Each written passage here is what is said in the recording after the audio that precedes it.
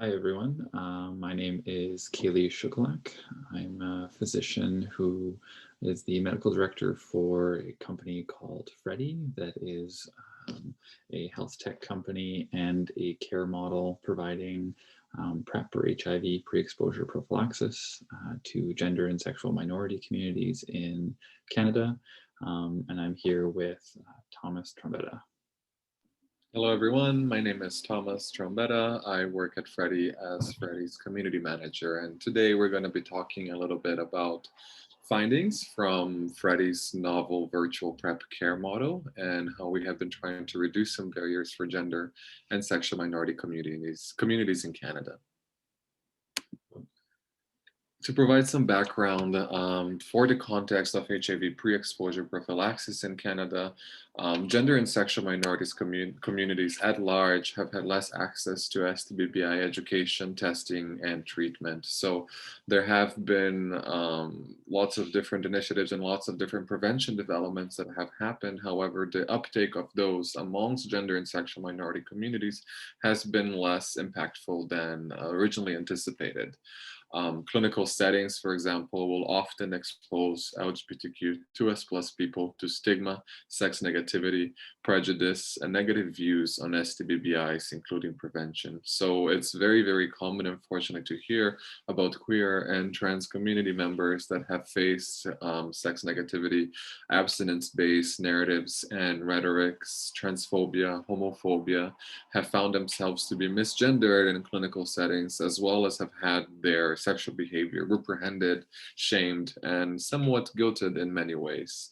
So unfortunately, again, we would like to think that those experiences are far apart and that those experiences are isolated, but they're more often and more common than we think. And that really leads to the creation of a system that doesn't present a lot of trust to patients that are queer or trans and part of those communities. So really there is a huge mistrust and a huge historical misunderstanding of expectations when it comes to the healthcare system and LGBTQ2S+ communities. In Canada as well, HIV PrEP hasn't been accessed widespread amongst gender and sexual minority populations, as well as other populations at higher risk for HIV. So that would include African, Caribbean, and Black communities, immigrants and newcomers, trans and non-binary communities, people who use and inject drugs, for example, are amongst those at higher risk of HIV and STIs.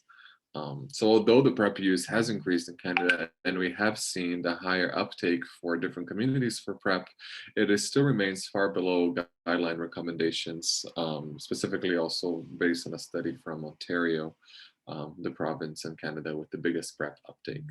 So when we're speaking about a background of PrEP and the situation of PrEP in Canada, there is a lot of room, I think, for improvement, and a lot of communities, specifically the communities that we're speaking about, being gender and sexual minorities, have huge mistrusts, often have to educate their own providers on matters that relate to their sexuality, as well as matters to relate to sexual health.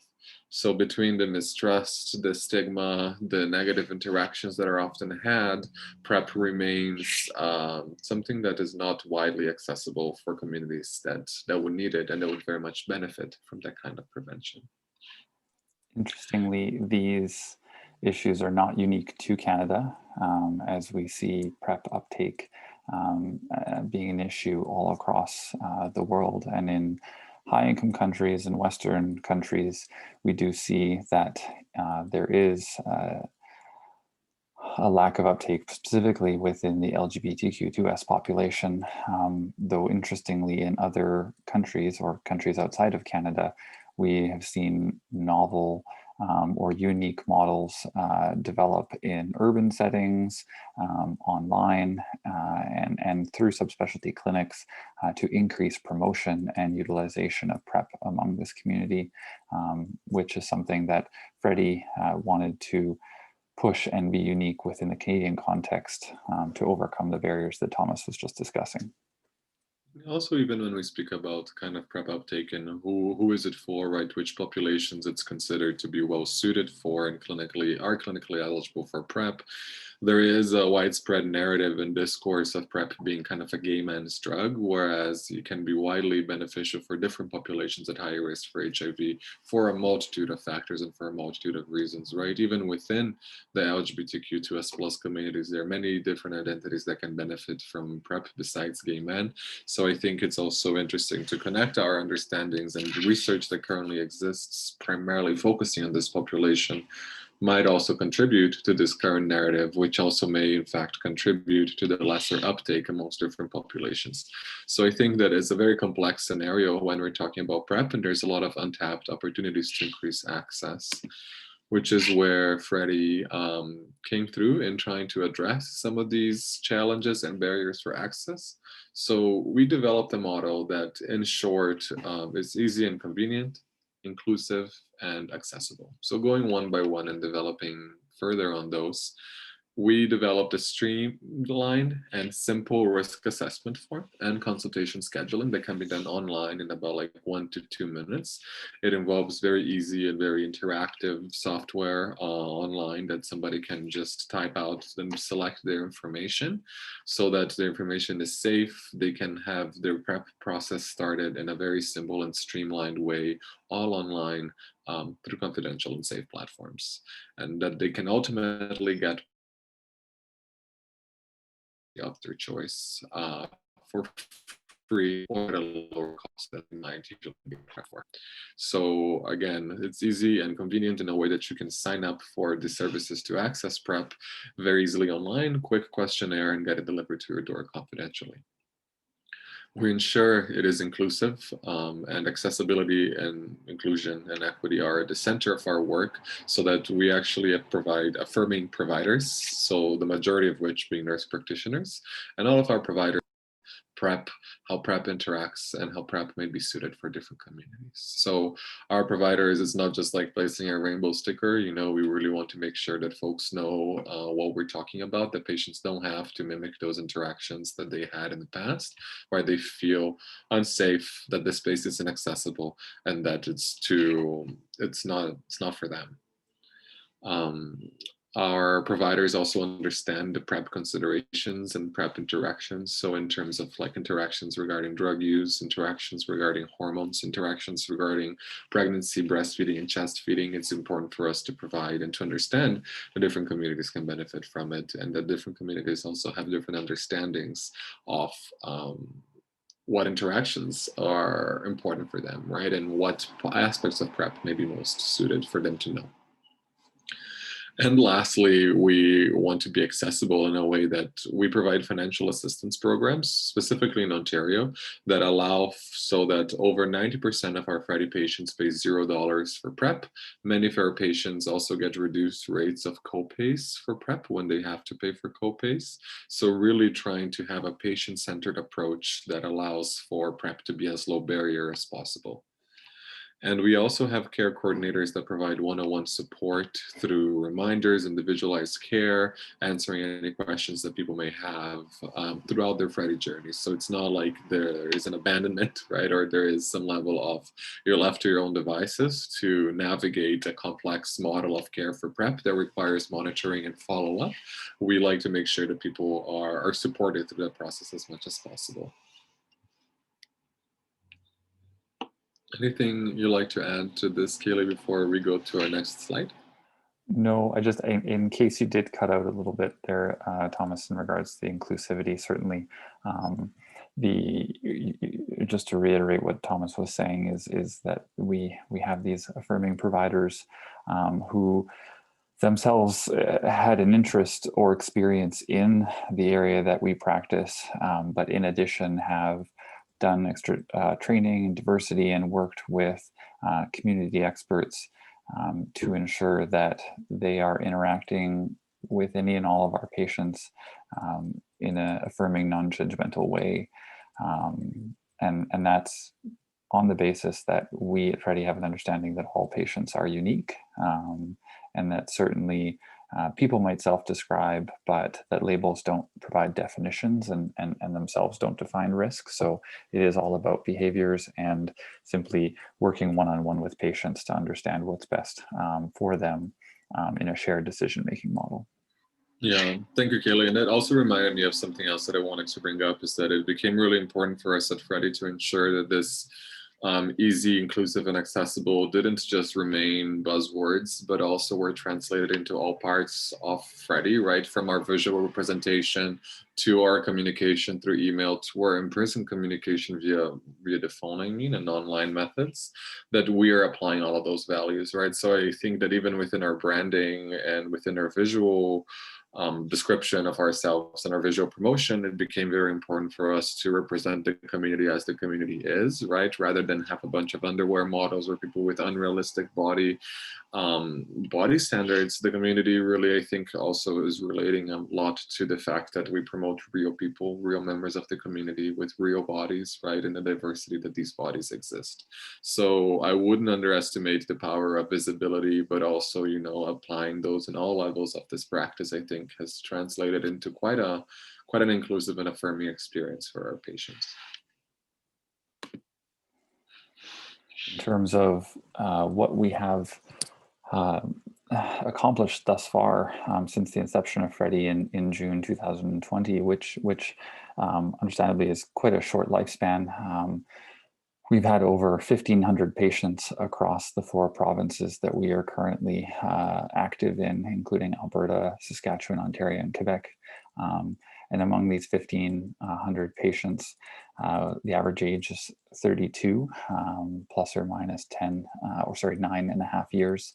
So in that we have quite a spread of patients, our youngest patient being 17 and a mature minor, and the oldest patient that we have being in their 60s. So we're certainly seeing a variety of patients across the age spectrum and across multiple other spectrums, though we're not explicitly collecting data in regards to, say, ethnicity, ableism, or identity, because we don't think that that is relevant per se to the patient as it relates to whether or not they qualify for PrEP, but it is part of certainly the discussion and how patients self-define. And as we want to maintain as much trust with our patients, we want to collect the information that is required, but certainly understand that this isn't all about data acquisition. This is about providing quality patient care that is tailored to each individual patient. In that 1,500 patients, we've seen that 91% of our patients are actually new PrEP starts or PrEP initiations, which is far exceeding what we actually expected. Certainly those who are already accessing PrEP through providers that they have a relationship with, we did not have an interest in taking those people away, because certainly they're already connected with someone that they felt comfortable with accessing HIV prevention methods. But we did expect that a certain number might come over to a virtual care model simply because of the convenience, but that actually hasn't borne out to be true. And what we have accomplished is reaching a population that was not using HIV pre-exposure prophylaxis, whether that be an awareness of it as a tool for HIV prevention, or a fear or stigma based on where they live, the providers they have access to. So a variety of reasons why this has been a huge success for us. And even since December, I can say we are enrolling more and more patients by the day across the country. And certainly that says to us that there's a need, a great need for this service and this tool to be accessible to the entire community. In terms of our overall population, one thing we do have is those who are cisgendered versus non-cisgendered, and 6.5% of Freddie's patients do fall in line with that, or do not identify as cisgendered, which certainly is consistent with what we see in other publications around clinics and their populations. Now, of course, it's all well and good to have people sign up and start this process for PrEP, but having them stay on PrEP is a huge burden or hurdle that clinics all around the world have published on, because making patients aware of HIV prevention is important, but it's another thing to have them continue on through that so that we actually are preventing HIV transmission from person to person. So what we see is that 77% of patients who signed up for Freddie renew after their 1 month or follow-up. And this is the follow-up to ensure that the medications are not having effects on kidney, or that they were not a missed early seroconversion of HIV. So certainly we're taking strides and methods to improve upon this. And in terms of those who did follow up after 1 month, an additional 86% renewed after the 3 month follow-up. Again, this is a hurdle that many clinics are publishing on and commenting on in the literature, and something that Freddie is actively working to improve, because again, if someone is not taking PrEP, they are not actually protected, and we want to improve that access in a longitudinal fashion to truly eliminate HIV transmission. So in terms of our conclusions, certainly there's a high proportion of PrEP initiations through Freddie's novel PrEP services being online with ease, convenience, inclusivity, and accessibility, with over 1,500 PrEP patients in the first 7-month period. And a continued influx of patients ongoing from our 4 provinces, and plans or in the works to expand out to the rest of the country, as certainly we would like to be national in our ability to provide this care.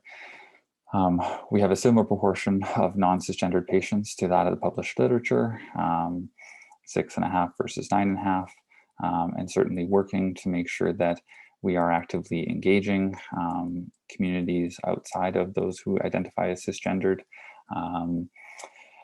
As well, we have similar or higher rates of retention. Published literature in the United States quoted 77%. It's actually identical to ours in terms of follow-up after the first month, with ourselves having higher follow-up after the 3-month period. Now, overall, Freddie has been successful, as I stated, in creating an accessible, affirming virtual care model, and we've rapidly scaled up in a very short period of time.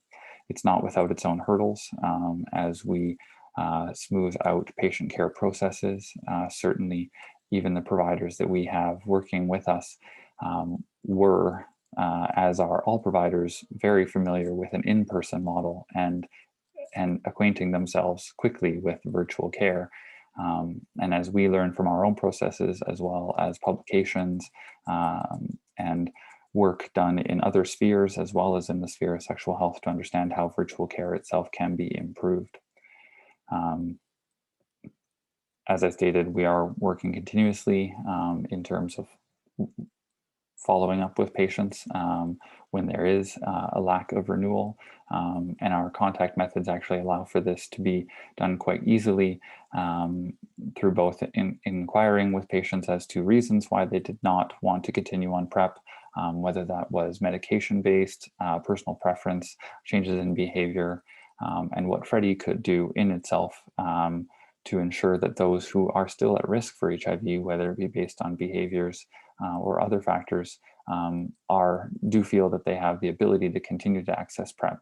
And like Thomas had stated, we've put in place models and to ensure that we are doing our best to support patients in affording PrEP, as it's not covered universally in all provinces. And we look to expand out through additional partnerships and agreements with public health across the various provinces to improve access yet again.